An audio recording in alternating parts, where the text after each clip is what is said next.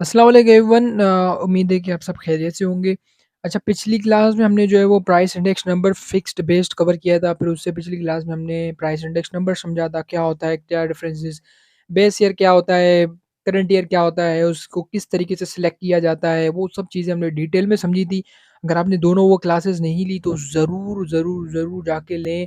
इंशाल्लाह जब वो क्लासेस लेंगे तो आपके ही जो दोस्त वगैरह हैं उनसे आप एक अलग डिफरेंट सोच रख रहे होंगे और एक अलग तरीके से नज़र आएँगे इंशाल्लाह उसमें, क्योंकि इतनी डिटेल्ड में चीज़ें समझाई हैं, जो आपका टीचर भी मेरे ख़्याल से कहीं कोचिंग सेंटर कहीं पे पढ़ते हैं, तो वो भी इतनी डिटेल में नहीं बताता जितनी डिटेल में अल्हम्दुलिल्लाह मैंने चीज़ें कवर करवाई हैं। वो इसलिए क्योंकि मैंने खुद वो चीज़ें फ़ेस की हुई हैं, तो इसीलिए मैं आपको जो है वो इतनी डिटेल में समझाता हूँ ताकि स्टूडेंट को कोई क्वेरी ना रहे, कोई स्टूडेंट की जो है वो जो है वो ऐसी चीज़ ना रह जाए कि जो एग्ज़ाम में जाए तो उसको जो है वो क्वेश्चन गलत हो जाए, क्योंकि बहुत ही ईज़ी क्वेश्चंस हैं और सॉलिड मार्क्स हैं इसके, ठीक है?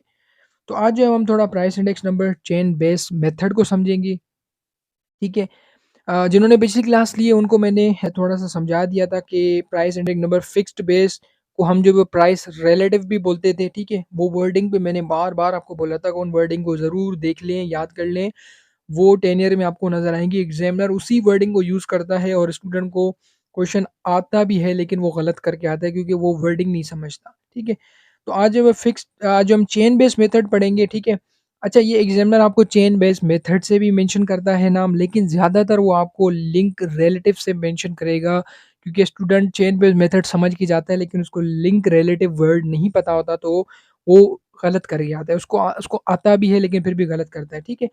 तो अब आपको ये नज़र आ रहा होगा। अच्छा, एग्ज़ामिनर अब ज़्यादातर क्वेश्चन में ये यूज़ करेगा वर्ड कि भाई आप जो है वो प्राइस इंडेक्स नंबर फाइंड करें या प्राइस रिलेटिव फाइंड करें, ठीक है? यहाँ वो बोलेगा लिंक रिलेटिव। तो वर्ड समझिएगा, प्राइस रिलेटिव का मतलब है simple price index number fixed base, और लिंक रिलेटिव का मतलब है चेन बेस्ड मेथड, ठीक है? ये बस वर्डिंग याद रखिएगा। ये इंशाल्लाह जैसे ही हमारा टॉपिक खत्म होगा तो हम 10 ईयर के क्वेश्चंस भी देखेंगे, फिर उसके बाद हम लॉन्ग पे अपने क्वेश्चन पे चलेंगे। ठीक है, तो पहले इसकी थोड़ा डेफिनेशन देखते हैं कि इसका मतलब क्या है। कहता है in this method the base period is not fixed. अब देखें, हमने फिक्स्ड बेस मेथड पढ़ा था, उसमें हमने देखा था कि फिक्स्ड बेस मेथड का मतलब ही यही था कि हमारा जो बेस ईयर है वो फिक्स्ड होता है, ठीक है? लेकिन यहाँ पे चेन बेस में कहता है कि बेस ईयर जो आपका है वो फिक्स्ड नहीं होता, ठीक है? यहाँ पे जो भी चेन बेस्ड मेथड या फिक्स्ड मेथड है उनमें वो बेस ईयर की ही बात करता है, ठीक है? But it varies from year to year the every preceding year, ठीक है? अब ये प्रीसीडिंग वर्ड जो यूज़ हो रहा है, ये हमने मीन, मोड, मीडियन में भी मैंने आपको डिटेल में समझाया था।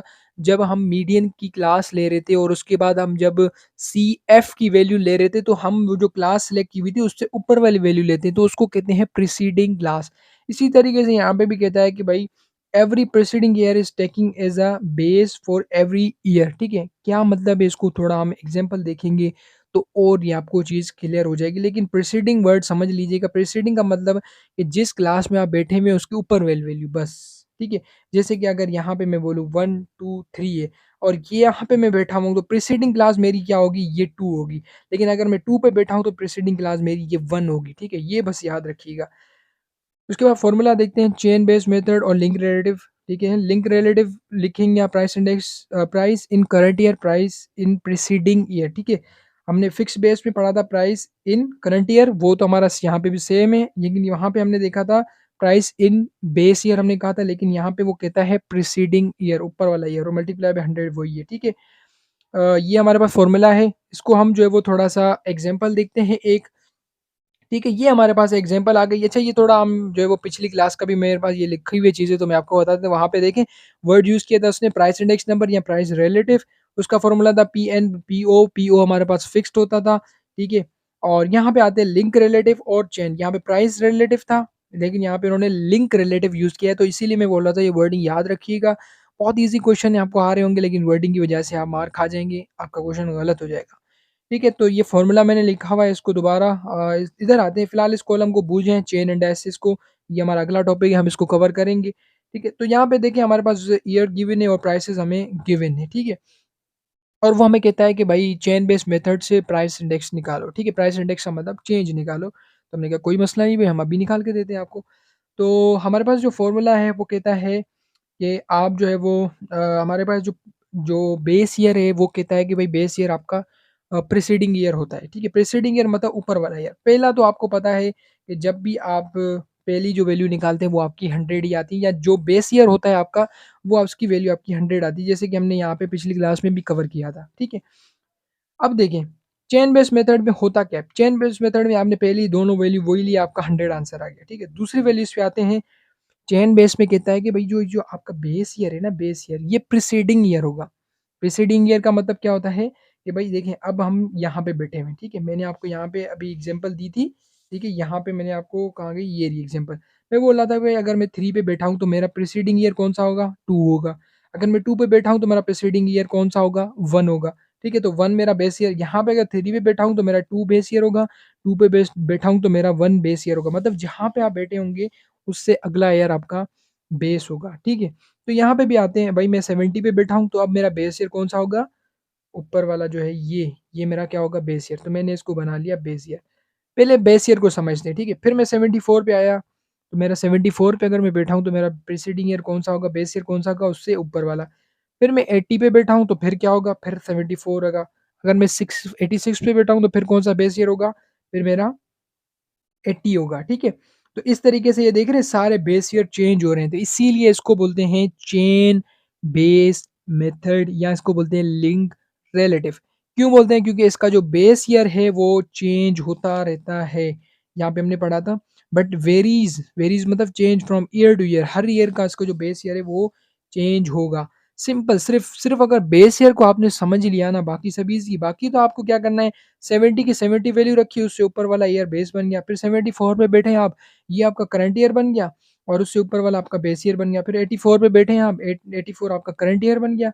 करंट ईयर मतलब आप जिस पे बैठे हैं वो आपका करंट ईयर है, उससे ऊपर वाला आपका बेस ईयर है, पुराना ईयर है, ठीक है? तो अगर आप मैं बोलूँ कि 84 पे 1984 पे आप बैठे हुए, तो वो करंट ईयर होगा। जैसे कि आज अगर 2023 की बात करें, मैं 2023 में ये आपको पढ़ा रहा हूँ, ठीक है? तो मेरा बेस ईयर, तो सॉरी, मेरा करंट ईयर कौन-सा होगा? 2023, क्योंकि मैं उसपे बैठा हुआ हूँ 2023 पे। लेकिन मेरा बेस ईयर कौन-सा होगा? 2022, जो उससे ऊपर वाला गुज़र चुका है, पुराना ईयर है, ठीक है? तो इसी तरीके से यहाँ पे आप बेस ईयर सिर्फ़ चेंज करते रहेंगे, बाकी आपकी वही वैल्यूज़ होंगी, और इस तरीके से आपके लिंक रिलेटिव का आंसर आ जाएगा, और ये आपका टेबल बन गया। अगर वो एग्ज़ामिनर बोलता है कि भाई कोई भी आपको डेटा देता है और कहता है कि इसको सॉल्व करो फिक्स्ड बेस से और लिंक रिलेटिव से, तो सिंपल आपने ये फिक्स्ड बेस से चेंज किया, ठीक है? ये शिफ्ट चेंज वाला हमने पढ़ा था, ये पिछली क्लास देखेंगे समझ में आ जाएगा। सिंपल आपने प्राइस इंडेक्स नंबर का फिक्स्ड बेस का में बना लिया आपने, कोई एक फिक्स ईयर वो आपको बता देता है, उस पे आप करें, अगर नहीं बताता तो पुराने ईयर आपका बेस ईयर बनता है, और आपने ये टेबल बना लिया। फिर आप नीचे आएँगे, दोबारा हेडिंग डालेंगे और चेन बेस या लिंक रिलेटिव जो है वो आप उसका टेबल उसको बना के दे देंगे। सिंपल से ये क्वेश्चन था, ठीक है? तो इस तरीके से ये आपका यहाँ पे भी क्वेश्चन सॉल्व होता है, और यहाँ पे हमारा ये चेन बेस मेथड या लिंक रिलेटिव मेथड जो है वो यहाँ पे कंप्लीट होता है। उम्मीद है कि मैंने आपको जो है वो इन डिटेल में चीज़ें कवर करवा दी हैं। स्टिल कोई मसला आता है सॉरी, मसला आता है, आप एनी टाइम मुझसे कमेंट में पूछ सकते हैं। मैं आपको रिकमेंड करूँगा अभी आप टेनियर खोलें, टेनियर में जाएँ, सिर्फ़ कुछ ना करें, price index number, simple price index, fixed base method और chain base method, link relative, price relative, ये वर्ड्स याद याद रखें, और जाके टेनियर खोलें और इसके रिलेटिव जितने भी क्वेश्चंस हैं उनको अटेम्प्ट करें, ठीक है? बाकी इंशाल्लाह जैसे ही चैप्टर हमारा, हम चेन इंडाइसिस कवर करेंगे अगला टॉपिक हमारा, फिर उसके बाद जो है वो इंशाल्लाह मैं आपको 10 ईयर के क्वेश्चंस भी सारे कवर करवा दूँगा। फिर हम जो है वो अपना लेस्पेयर, फिशर और पाशी वाला फ़ॉर्मूलाज़ कवर करेंगे। वहाँ से हमारा एक लॉन्ग क्वेश्चन आता है। यहाँ से एक शॉर्ट क्वेश्चन ज़रूर आएगा आपका पेपर में। वो लिंक रिलेटिव दे देगा या फिक्स्ड बेस। ज़्यादातर वो लिंक रिलेटिव देता है और चेन इंडाइसिस देता है, जो हमारा अगला टॉपिक है, हम उसको कवर करेंगे। तो उम्मीद है कि क्लास समझ में आएगी, समझ में आई है तो अपने दोस्तों वगैरह के साथ भी ज़रूर शेयर करें ताकि उनकी भी हेल्प हो। और चैनल को ज़रूर सब्सक्राइब करें, इससे मुझे भी जो है मोटिवेशन मिलेगी, मेरा भी जो है वो जो रिक्वायरमेंट्स है वो भी पूरी होती जाएँगी। तो इंशाल्लाह फिर आपकी भी जो है वो हेल्प मैं करता रहूँगा, अपनी पूरी कोशिश करूँगा कि आपकी भी मैं हेल्प करूँ। तो ये थी हमारी आज की क्लास, मिलते हैं अगली क्लास में, तब तक अल्लाह हाफ़िज़, और दुआओं में ज़रूर याद रखिए।